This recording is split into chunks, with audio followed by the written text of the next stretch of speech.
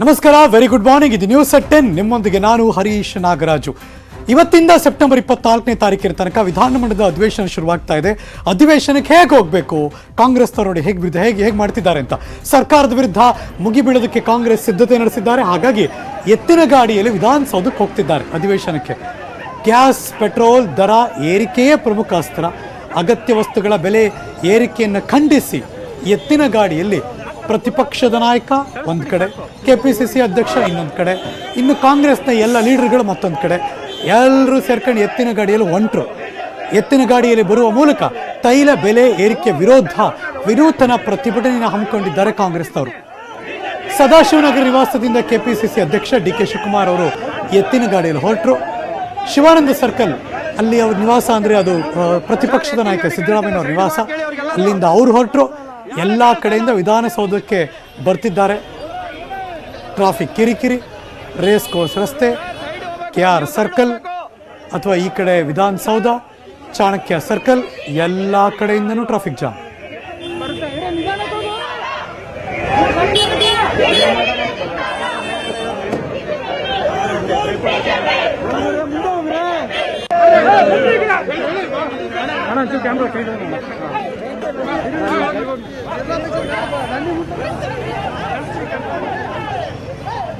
ಪ್ರತಿಭಟನೆ ಕೂಗ್ತಾ, ಧಿಕ್ಕಾರವನ್ನು ಕೂಗ್ತಾ ಪ್ರತಿಪಕ್ಷದವರು ಅಂದರೆ ಕಾಂಗ್ರೆಸ್ನವರು ಇದೀಗ ವಿಧಾನಮಂಡಲ ಅಧಿವೇಶನಕ್ಕೆ ಹೋಗೋದಕ್ಕೆ ಬರ್ತಾ ಇದ್ದಾರೆ. ಈ ಸಂದರ್ಭದಲ್ಲಿ ನನ್ನ ಸಹೋದ್ಯೋಗಿ ಸಂಜಯ್ ಡಿ.ಕೆ. ಶಿವಕುಮಾರ್ ಅವ್ರ ಜೊತೆ ಮಾತಾಡ್ತಿದ್ರು. ಏನು ಮಾತಾಡ್ತಿದ್ದಾರೆ ಬನ್ನಿ ನೋಡೋಣ. ಅಗತ್ಯ ವಸ್ತುಗಳ ಬೆಲೆ ಏರಿಕೆಯನ್ನು ಖಂಡಿಸಿ ಕಾಂಗ್ರೆಸ್ ವಿನೂತನ ರೀತಿಯಲ್ಲಿ ಪ್ರತಿಭಟನೆ ನಡೆಸ್ತಾ ಇರ್ತಕ್ಕಂಥದ್ದು. ಎತ್ತಿನ ಗಾಡಿ ಮೂಲಕ ಕೆಪಿಸಿಸಿ ಅಧ್ಯಕ್ಷರು ಡಿ.ಕೆ. ಶಿವಕುಮಾರ್ ಅವರು ವಿಧಾನಸೌಧ ಹೋಗ್ತಾರೆ. ಈ ಬಗ್ಗೆ ಮಾತಾಡಲಿಕ್ಕೆ ಕೆಪಿಸಿಸಿ ಅಧ್ಯಕ್ಷರು ನಮ್ಮ ಬಗ್ಗೆ ಇರ್ತಕ್ಕಂಥ ಸರ್, ನಮಸ್ತೆ ಸರ್. ಎತ್ತಿನ ಗಾಡಿ ಮೂಲಕ ವಿಧಾನಸೌಧ ಹೋಗ್ತಾ ಇದ್ದೀರಾ ಸರ್?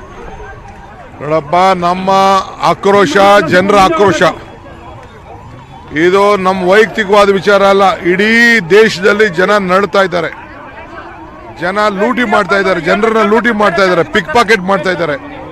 ವಾಪಸ್ಸು ಡೀಸೆಲ್ಲು 15 ರೂಪಾಯಿ ಇಡಬೇಕು, ಪೆಟ್ರೋಲ್ 20 ರೂಪಾಯಿ ಇಡಬೇಕು, ಗ್ಯಾಸ್ 150 ರೂಪಾಯಿ ಇಡಬೇಕು.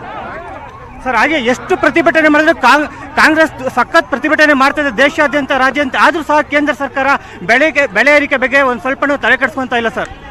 ಅದಕ್ಕೆ ಅವ್ರಿಗೆ ತಲೆ ಕೆಡಿಸ್ಕೊಳ್ಳೇಬೇಕು ಅಂತ ಜನರ ಪರವಾಗಿ ಹೋರಾಟ ಮಾಡ್ತಾ ಇದ್ದೀವಿ ಸರ್. ಹಾಗೆ ಇವತ್ತು ವಿಧಾನಸೌಧದ ಅಧಿವೇಶನದ ಒಳಗೂ ಸರ್ ಈ ಬಗ್ಗೆ ಹೋರಾಟ ಮಾಡ್ತೀರಾ? ಖಂಡಿತ ನಾವು ಮಾಡ್ತೀವಿ. ಇದಿಷ್ಟು ಡಿ.ಕೆ. ಶಿವಕುಮಾರ್ ಅವರ ಮಾತಾಗಿರ್ತಕ್ಕಂಥದ್ದು. ಒಟ್ಟಿನಲ್ಲಿ ನಮ್ಮ ಪ್ರತಿಭಟನೆ ನಿರಂತರವಾಗಿರುತ್ತೆ ಅಂತ ಹೇಳಿರ್ತಾರೆ. ಕ್ಯಾಮ್ರಾ ಪರ್ಸನ್ ಯೋಗೇಶ್ ಅವ್ರ ಜೊತೆ ಸಂಜಯ್, ನ್ಯೂಸ್ 18 ಬೆಂಗಳೂರು.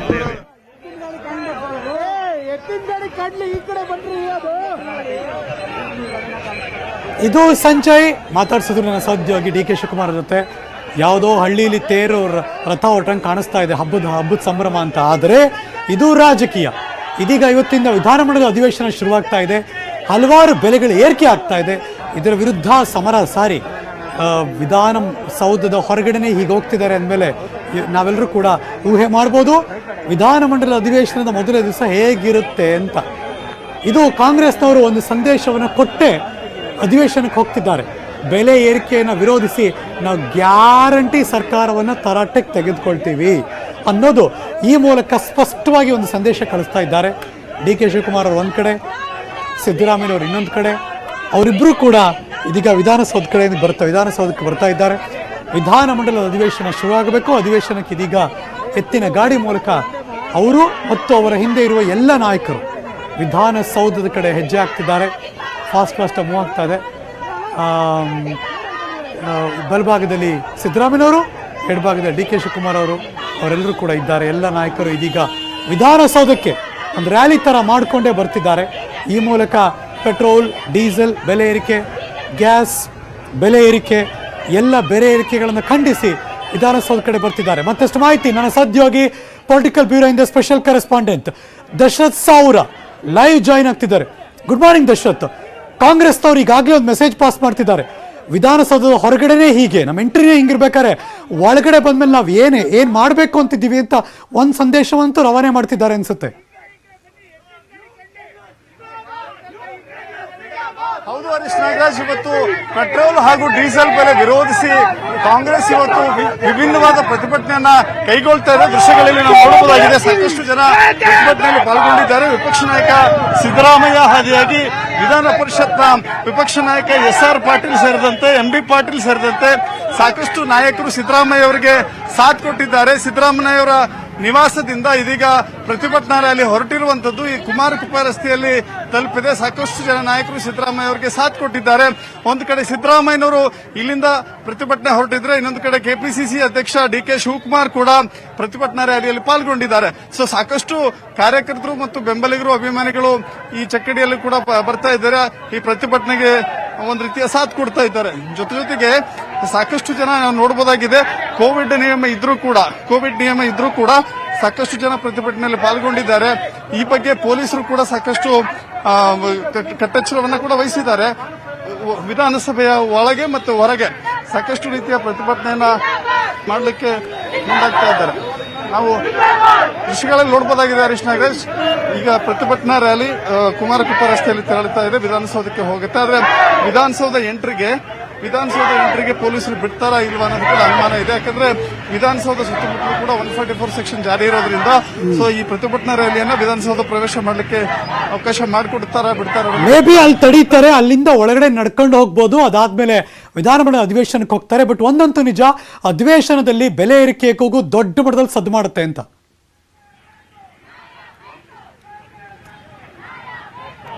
ಖಂಡಿತವಾಗಿಯೂ ಹೌದು. ಇದು ವಿಧಾನಸಭೆಯ ಒಳಗೆ ಮತ್ತು ಹೊರಗೆ ಸಾಕಷ್ಟು ದೊಡ್ಡ ಮಟ್ಟದ ಪ್ರತಿಭಟನೆಯನ್ನ ಕಾಂಗ್ರೆಸ್ ಎತ್ಕೊಂಡಿದೆ. ಬಸವರಾಜ ಬೊಮ್ಮಾಯಿ ಅವರು ಮುಖ್ಯಮಂತ್ರಿಯಾದ ಬಳಿಕ ಇದೇ ಮೊದಲ ಬಾರಿಗೆ ಅಧಿವೇಶನವನ್ನ ಎದುರಿಸ್ತಾ ಇದ್ದಾರೆ. ಸರ್ಕಾರವನ್ನ ಇಕ್ಕಟ್ಟಿಗೆ ಸಿಲುಕಿಸಲಿಕ್ಕೆ ಎಲ್ಲ ರೀತಿಯ ತಂತ್ರಗಾರಿಕೆಯನ್ನ ಕಾಂಗ್ರೆಸ್ ಮಾಡಿಕೊಂಡಿದೆ. ಅದರಲ್ಲೂ ಕೂಡ ಬೆಲೆ ಏರಿಕೆ ಅಸ್ತ್ರವನ್ನ ಪ್ರಬಲವಾಗಿ ಬಳಸಿಕೊಳ್ತಾ ಇದೆ. ವಿಧಾನಸಭೆಯ ಒಳಗೂ ಕೂಡ ಸಾಕಷ್ಟು ದೊಡ್ಡ ಮಟ್ಟದ ಪ್ರತಿಭಟನೆಯನ್ನ ನಾವು ನಿರೀಕ್ಷಿಸಬಹುದು. ಇಲ್ಲಿಯೂ ಕೂಡ ವಿಧಾನಸಭೆಯ ಆಚೆಗೂ ಕೂಡ ಅಂದ್ರೆ ಸದನದ ಒಳಗೂ ಸದನದ ಹೊರಗೂ ಕೂಡ ಪ್ರತಿಭಟನೆ ಇದೆ. ಜೊತೆಗೆ ಕೇವಲ ಇಂಧನ ಬೆಲೆ ಏರಿಕೆ ಮಾತ್ರವಲ್ಲ, ಇದರ ಜೊತೆಗೆ ಸಾಕಷ್ಟು ಭ್ರಷ್ಟಾಚಾರ ಪ್ರಕರಣಗಳಾಗಿರ್ಬೋದು, ಕೋವಿಡ್ ವೈಫಲ್ಯ ಆಗಿರ್ಬೋದು, ಅಥವಾ ಬರ ನೆರೆ ಪರಿಹಾರದಲ್ಲಿ ವೈಫಲ್ಯ ಆಗಿರ್ಬೋದು, ಇತರ ಎಲ್ಲ ವಿಚಾರಗಳನ್ನು ಕೂಡ ತೆಗೆದುಕೊಂಡು ಇವತ್ತು ಬೊಮ್ಮಾಯಿ ಅವರ ಮೊದಲ ಅಧಿವೇಶನದಲ್ಲಿ ಕಾಂಗ್ರೆಸ್ ರೀತಿಯ ಪ್ರತಿಭಟನೆಗೆ ಮುಂದಾಗಿರುವಂತದ್ದು. ಎಸ್, ಥ್ಯಾಂಕ್ ಯು ದಶರಥ್ ಸಾವಿರ ಈ ಕ್ಷಣದ ಮಾಹಿತಿನ ಅಪ್ಡೇಟ್ ಮಾಡಿದ್ದಕ್ಕೆ. ನೀವು ನೋಡ್ತಾ ಇರುವಂತಹ ಎರಡೂ ದೃಶ್ಯಾವಳಿಗಳು, ಒಂದು ಕಡೆ ಕೆಪಿಸಿಸಿ ಅಧ್ಯಕ್ಷರು, ಮತ್ತೊಂದು ಕಡೆ ವಿರೋಧ ಪಕ್ಷದ ನಾಯಕರು, ಮಾಜಿ ಮುಖ್ಯಮಂತ್ರಿ ಸಿದ್ದರಾಮಯ್ಯನವರು. ಅವರೇ ಎತ್ತಿನ ಗಾಡಿ ಓಡಿಸೋಕೆ ಶುರು ಮಾಡಿದ್ರು, ಹಗ್ಗ ಕೈಲಿ ಹಿಡ್ಕೊಂಡು. ಅವ್ರ ಕೈಯಲ್ಲಿ ಒಂದು ಚಾವಟಿ ಇದೆ, ಅದೊಂಥರ ಸಿಂಬಾಲಿಕ್ ಆಗಿ ಸರ್ಕಾರವನ್ನ ಈ ಚಾಟಿಯಿಂದ ಹೊಡಿತೀವಿ ಇವತ್ತು ಅಂತ. ಅಲ್ಲಿ ಎತ್ತಿನ ಗಾಡಿ ಓಡಿಸೋಕೆ ನಿಂತಿದ್ದಾರಲ್ಲ ಚಾಟಿ ಹಿಡ್ಕೊಂಡು. ಸೊ ಹಂಗಾಗಿ ಈ ಬೆಲೆ ಏರಿಕೆ ವಿರುದ್ಧ ನಾವು ಸರಿಯಾಗಿ ಚಾಟಿ ಬೀಸ್ತೀವಿ ಅಂತ ಹೇಳ್ದಂಗೆ ಅನಿಸ್ತಾ ಇದೆ. ಸಿಂಬಾಲಿಕಲಿ ರೆಪ್ರೆಸೆಂಟಿಂಗ್ ಅದು ಈ ಥರ ಸಾಂಕೇತಿಕವಾಗಿ ಹೇಳುವಂಥ ಪರಿ ಅಂತ ನಾನಂತೂ ಭಾವಿಸ್ತೀನಿ ಸ್ಕ್ರೀನ್ ನೋಡ್ಬೇಕಾದ್ರೆ. ಬಿಕಾಸ್ ಅವ್ರ ಕೈಯಲ್ಲಿ ಹಗ್ಗ ಹಿಡಿದು ಇನ್ನೊಂದು ಕಡೆ ಚಾಟಿ ಹಿಡಿದ್ಮೇಲೆ ಅದು ಹೊಡಿದೇರು ಪರವಾಗಿಲ್ಲ, ಸರ್ಕಾರಕ್ಕೆ ಹೊಡಿತೀವಲ್ಲ ಒಳಗೋಗಿ ಅಂತ. ಇದು ಕಾಂಗ್ರೆಸ್ನವರ ಒಂದು ತಂತ್ರಗಾರಿಕೆ. ಅಗತ್ಯ ವಸ್ತುಗಳ ಬೆಲೆ ಏರಿಕೆ ಅಫ್ಕೋರ್ಸ್ ಜನಸಾಮಾನ್ಯರಿಗೆ ಹೊಡೆತ ಬೀಳ್ತಾ ಇದೆ. ಇದರ ವಿರುದ್ಧ ಖಂಡಿಸಬೇಕು ಅಂತಾನೆ ಕಾಂಗ್ರೆಸ್ ಇದೀಗ ಈ ಬೆಲೆ ಏರಿಕೆಯನ್ನು ಹಿಡಿದು ವಿಧಾನಮಂಡಲದ ಅಧಿವೇಶನಕ್ಕೆ ಎಂಟ್ರಿ ಕೊಡೋದಕ್ಕೆ ನಾಯಕರೆಲ್ಲ ಬರ್ತಿದ್ದಾರೆ. DK ಶಿವಕುಮಾರ್ ಅವರು ಸಂಜೆ ನಗರದ ನಿವಾಸದಿಂದ ಹೊರಟಿದ್ದಾರೆ. ಅವ್ರ ಜೊತೆ ಒಂದಷ್ಟು ಕಾಂಗ್ರೆಸ್ ಲೀಡರ್ಸ್ ಇದ್ದಾರೆ. ಇನ್ನು ಬಲಭಾಗದಲ್ಲಿ ಸಿದ್ದರಾಮಯ್ಯನವರು ಹೊರಟಿದ್ದಾರೆ. ಅದು ಕುಮಾರಕೃಪಾ ಅಂದರೆ ಶೇಷಾದ್ರಿಪುರಮಿಂದ, ಅಲ್ಲೂ ಅವ್ರ ಜೊತೆ ಒಂದಷ್ಟು ಜನ ಲೀಡರ್ಸ್ಗಳಿದ್ದಾರೆ, ಕಾರ್ಯಕರ್ತರಿದ್ದಾರೆ. ಎಲ್ಲರೂ ಒಟ್ಟಿಗೆ ವಿಧಾನಸೌಧಕ್ಕೆ ಬರ್ತಾ ಇದ್ದಾರೆ. ಎಂಟ್ರೆನ್ಸಲ್ಲಿ ಗ್ಯಾರಂಟಿ ತಡೀತಾರೆ. ಆವಾಗ ಒಂದಷ್ಟು ಹೈಡ್ರಾಮಾ ಆಗುತ್ತೆ. ಅದಾದ್ಮೇಲೆ ಅಲ್ಲಿಂದ ಇಳಿದು ನಡ್ಕೊಂಡು ಬರ್ತಾರೆ. ಇಷ್ಟು ಮುಂಚೆನೇ ಹೇಳ್ಬಿಟ್ಟಿದ್ದೀನಿ ನಾನು, ಇಷ್ಟು ನಡೆಯುತ್ತೆ ವಿಧಾನಸೌಧದಲ್ಲಿ. ವಿಧಾನಸೌಧ ಗೇಟ್ ತನಕ ಒಳಗಡೆ ತನಕ ಏನು ಬಿಡಲ್ಲ ಇದನ್ನು. ಸೊ ಹಾಗಾಗಿ ಇದಿಷ್ಟು ನಡೆಯುತ್ತೆ. ಒಟ್ಟಲ್ಲಿ ಒಂದು ದೊಡ್ಡ ಮಟ್ಟದ ಹಂಗಾಮ ಮಾಡಿ ಎಂಟ್ರಿ ಕೊಡ್ತಿದ್ದಾರೆ. ಇದು ಇವತ್ತಿಗೆ ನಿಲ್ಲೋ ಲಕ್ಷಣ ಕಾಣಿಸಲ್ಲ. ಇವತ್ತು ಅಫ್ಕೋರ್ಸ್ ವಿಧಾನಮಂಡಲದ ಒಳಭಾಗದಲ್ಲೂ ಎರಡೂ ಸದನದಲ್ಲೂ ಕೂಡ ಇದು ದೊಡ್ಡ ಮಟ್ಟಕ್ಕೆ ಪ್ರತಿಧ್ವನಿಸುತ್ತೆ ಕಾಂಗ್ರೆಸ್ನವರಿಂದ. ಲೆಟ್ಸ್ ಗೋ ಲೈವ್, ಒಂದಷ್ಟು ವಿಜುವಲ್ಸ್ ನೋಡೋಣ.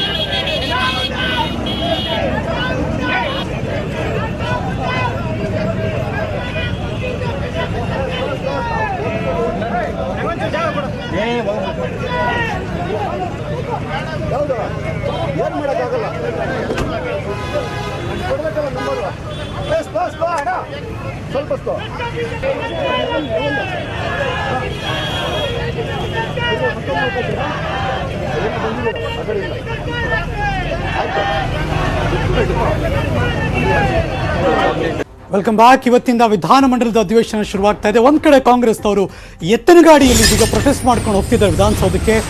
ಮಗದೊಂದು ಕಡೆ ರೈತರ ಭಾರಿ ಹೋರಾಟ ನಡೀತಾ ಇದೆ. ರಾಜಧಾನಿಯಲ್ಲಿ ಇವತ್ತು double protest. Breaking news.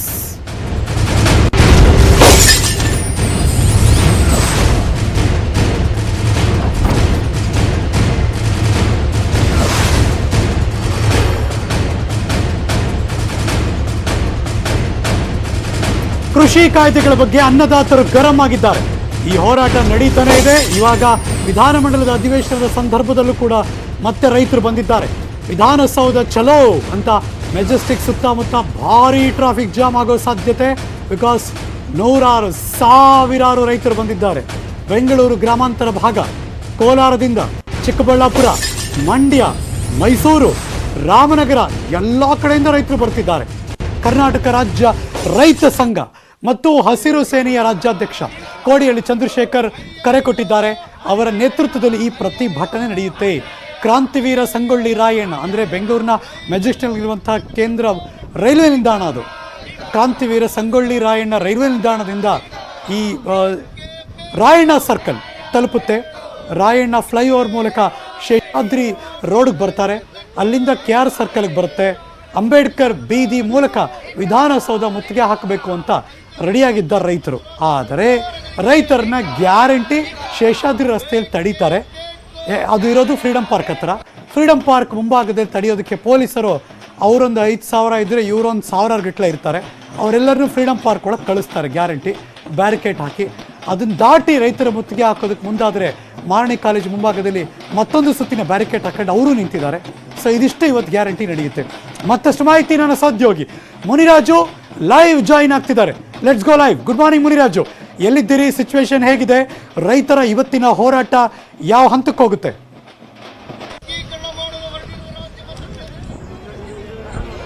Harish, ಇವತ್ತು ಏನು ವಿಧಾನಮಂಡಲ ಅಧಿವೇಶನ ಆರಂಭ ಆಗ್ತಿರೋದ್ರಿಂದ ಇವತ್ತು ರೈತರು ಸಹ ಬೀದಿಗೆ ಇಳಿದು ಒಂದು ಹೋರಾಟವನ್ನ ಮಾಡೋದಕ್ಕೆ ಮುಂದಾಗಿರುವಂತದ್ದು. ಈಗ ನಾವು ಬೆಂಗಳೂರಿನ KSR ರೈಲು ನಿಲ್ದಾಣ ಬಳಿ ಇದ್ದೀವಿ. ಇಲ್ಲಿ ಸಹ ಈಗ ನೋಡಬಹುದು ಏನು ರಾಜ್ಯದ ಬೇರೆ ಬೇರೆ ಕಡೆಯಿಂದ ಆಗಮಿಸಿರುವಂತಹ ಸುಮಾರು ನೂರಾರು ಸಂಖ್ಯೆಯಲ್ಲಿ ರೈತರು ಈಗ ಇಲ್ಲಿ ಜಮಾಯಿಸಿದ್ದಾರೆ. ಇಲ್ಲಿಂದ 11:30ಕ್ಕೆ ಏನು ರಾಜ್ಯ ರೈತ ಸಂಘ ಮತ್ತೆ ಹಸಿರು ಸೇನೆ ವತಿಯಿಂದ ಒಂದು ರೈತರ ರ್ಯಾಲಿ ಆರಂಭವಾಗುತ್ತೆ. ಮತ್ತೆ ಇಲ್ಲಿಂದ ಹೊರಟು ಅವರು ನೇರವಾಗಿ ವಿಧಾನಸೌಧ ಮುತ್ತಿಗೆ ಹಾಕುವಂತ ಕಾರ್ಯಕ್ರಮವನ್ನ ಹಮ್ಮಿಕೊಂಡಿರುವಂತದ್ದು. ಏನು ಕೇಂದ್ರ ಸರ್ಕಾರದ ಕೃಷಿ ನೀತಿ ಇದೆ, ಆ ಒಂದು ಕೃಷಿ ನೀತಿಯನ್ನ ರಾಜ್ಯ ಸರ್ಕಾರ ಸುಗ್ರೀವಾಜ್ಞೆ ಮೂಲಕ ಒಂದು ಜಾರಿಗೆ ತಂದಿರುವಂತದ್ದು.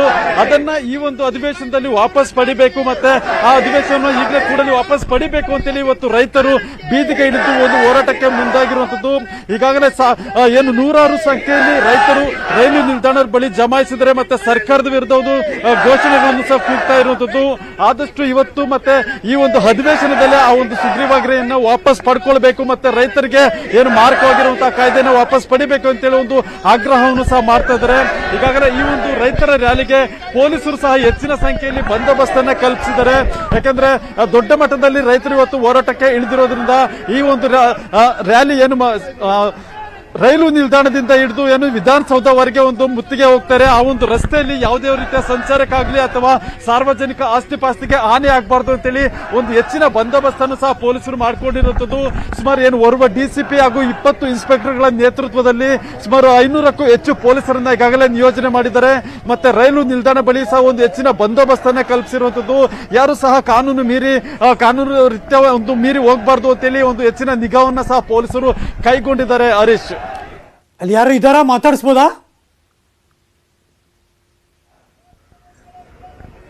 ಹರೀಶ್, ಈಗಾಗಲೇ ಇಲ್ಲಿ ಏನು ಬೇರೆ ಬೇರೆ ಜಿಲ್ಲೆಗಳಿಂದ ಬಂದಿರುವಂತಹ ರೈತರಿದ್ದಾರೆ. ಆದ್ರೆ ಇನ್ನು ಮುಖಂಡರು ಈಗಷ್ಟೇ ಬರಬೇಕಾಗಿದೆ. ಅವ್ರಿಗೋಸ್ಕರ ಇಲ್ಲಿ ಸಾಕಷ್ಟು ರೈತ ನಾಯಕರು ಸಹ ಕಾಯ್ತಾ ಇರುವಂತದ್ದು.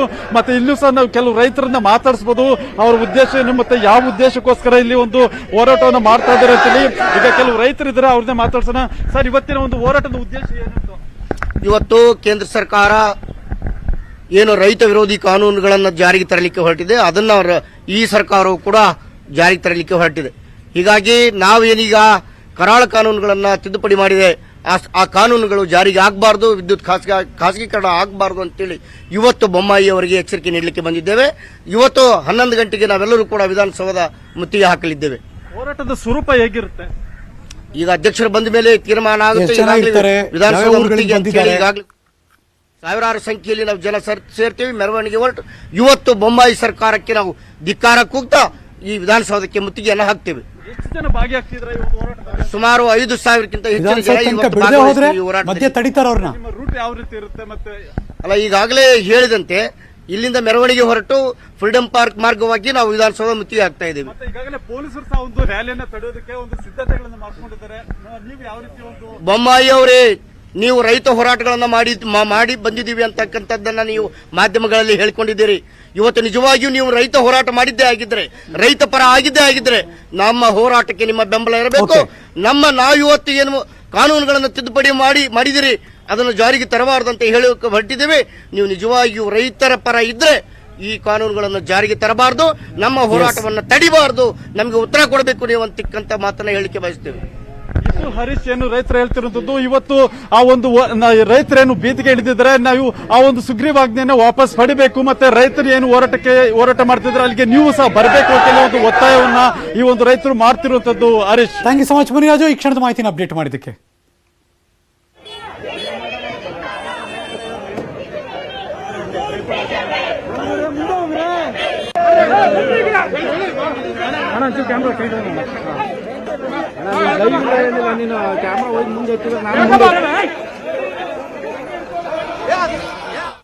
Welcome back. ಸಿದ್ದರಾಮಯ್ಯನವರು ಮತ್ತು ಡಿ ಕೆ ಶಿವಕುಮಾರ್ ಅವರ ಎತ್ತಿನ ಬಂಡಿಗೆ ಅವಕಾಶ, ಉಳಿದವರ ಎತ್ತಿನ ಬಂಡಿಗೆ ಪೊಲೀಸರು ತಡೆ ಹೊಡೆದ್ರು. ಕಾರ್ಯಕರ್ತರ ಎತ್ತಿನ ಗಾಡಿ ವಶಕ್ಕೆ ಪಡೆಯೋದಕ್ಕೆ ಸಿದ್ಧತೆ ಮಾಡಿದ್ರು. Breaking news.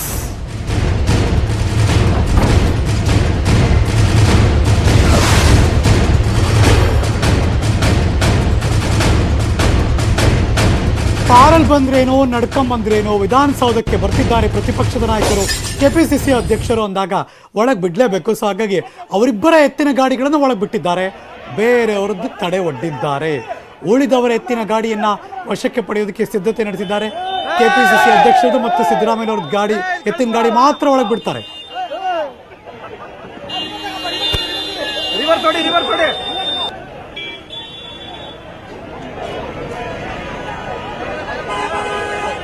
ನೀವು ನೋಡ್ತಿರುವಂತಹ ದೃಶ್ಯ, ವಿಧಾನಸೌಧಕ್ಕೆ ಎಂಟ್ರಿ ಕೊಟ್ಟರು, ಆದ್ರೆ ಗೇಟ್ ಅಲ್ಲಿ ತಡೆದ್ರು, ಹಾಗಾಗಿ ಈಗ ಸ್ಟೇ ಆಗಿದೆ.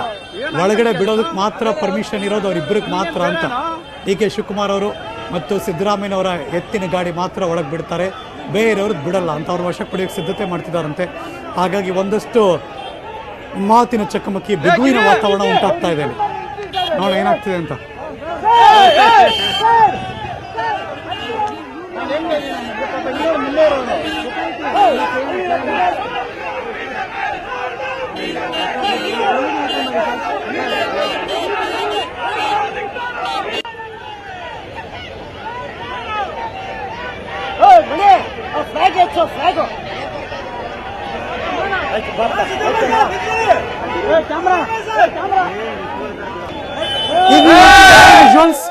ಇವಾಗ ಇಬ್ರು ಒಂದೇ ಗಾಡಿಗೆ ಹತ್ಕೊಂಡ್ರು, ಇಬ್ರು ಬೇರೆ ಬೇರೆ ಕಡೆಯಿಂದ ಬಂದ್ರು, ಒಂದ್ ಕಡೆ ಸೇರಿದ್ರು, ಅಲ್ಲಿಂದ ಇಬ್ರು ಒಂದೇ ಗಾಡಿಲಿ ಸಿದ್ದರಾಮಯ್ಯವ್ರ ಗಾಡಿ ಓಡಿಸ್ತಾ ಇದ್ದಾರೆ. ಹಿಂದ್ಗಡೆ ಕೆಪಿಸಿಸಿ ಅಧ್ಯಕ್ಷರು ನಿಂತಿದ್ದಾರೆ. ಸೊ ಅಲ್ಲಿ ಏನೇನಾಗ್ತಾ ಇದೆ ಅಂತ ಸಿದ್ದರಾಮಯ್ಯವ್ರು ಎಡಗಡೆ ಒಂದು ಮಾಹಿತಿ ಬೇರೆ ತಬಡ್ಕೊತಾ ಇದ್ದಾರೆ. ಹಿಂಗಾಗ್ತದೆ ಸರ್, ಹಿಂಗಾಗ್ತದೆ ಸರ್, ಹಿಂಗೆ ಸರ್, ಅಲ್ಲೊಂದಿಷ್ಟು ಅಪ್ಡೇಟ್ಸ್ ಮಾಡ್ತಿರ್ತಾರೆ. ಏನಿವೆ ವಿಧಾನಸೌಧ ಹತ್ರ ಹೋಗ್ತಿದ್ದಾರೆ. ಅಲ್ಲೀಗ ಇವರ ಗಾಡಿಗೆ ಮಾತ್ರ ಪರ್ಮಿಷನ್ ಒಳಗಡೆ ಹೋಗೋದಕ್ಕೆ, ಬೇರೆಯವ್ರಿಗೆ ಪರ್ಮಿಷನ್ ಕೊಡಬಾರ್ದು. ಆಗ ವಶಕ್ಕೆ ಪಡೆಯೋದಕ್ಕೆ ಅವರು ಸಿದ್ಧತೆ ನಡೆಸ್ತಿದ್ದಾರೆ.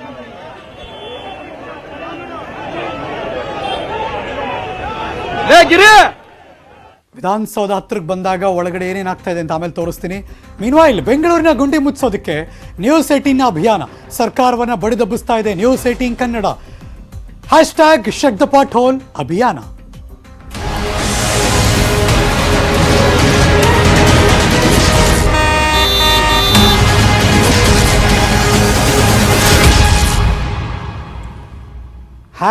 #Shut the pothole. ಬೆಂಗಳೂರಿನ ರಸ್ತೆಗಳು ಹೇಗೆ ನರಕ ಇದೆ ಅಂತ ತೋರಿಸ್ತಾ ಇದ್ದೀವಿ.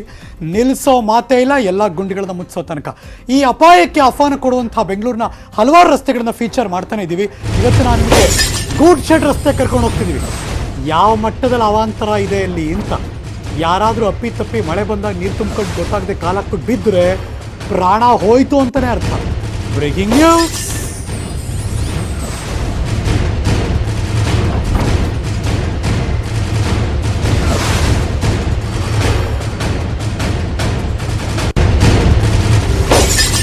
ಇದು ರಸ್ತೆ ಮಧ್ಯ ಇರುವಂತಹ ಗುಂಡಿ ಅಲ್ಲ, ದೊಡ್ಡ ಹಳ್ಳ ಇದು.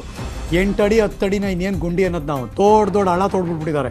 ಅಫ್ಕೋರ್ಸ್ ಒಂದು ಕಾಮಗಾರಿ ನಡೆಯುತ್ತೆ, ಹೋಗ್ಲಿ ಕಾಮಗಾರಿ ನಡೀತಿದೆಯಪ್ಪ, ಸೈಡ್ ಒಂದು ಬ್ಯಾರಿಕೇಡ್ ಹಾಕ್ತಾ ಇದ್ದೀವಿ, ಬೇರೆಯವ್ರಿಗೊಂದು ಅಲರ್ಟು ಕೇಳಲೇಬೇಡಿ. ಕಂಪ್ಲೀಟಾಗಿ ಏನೇನೂ ಇಲ್ಲ. ಯಾರಾದರೂ ಹೊಸಬ್ರ ರೋಡ್ಗೆ ಹೋದರೆ ನೀರು ಅದೇ ರೇಂಜಿಗೆ ತುಂಬ್ಕೊಂಡಿದ್ರೆ ಅಪ್ಪಿ ತಪ್ಪಿ ಜೋರಾಗಿ ಮಳೆ ಬಂದು ಗೊತ್ತಾಗದೆ ಕಾರ್ನವರು ಸೈಡ್ಗೆ ಜಾಗ ಇದೆಯಲ್ಲ ತುಂಬ ಅಂತ ಸೈಡ್ಗೆ ಹೋದರೆ ಅಲ್ಲಿಗೆ ಮುಗೀತು ಕತೆ.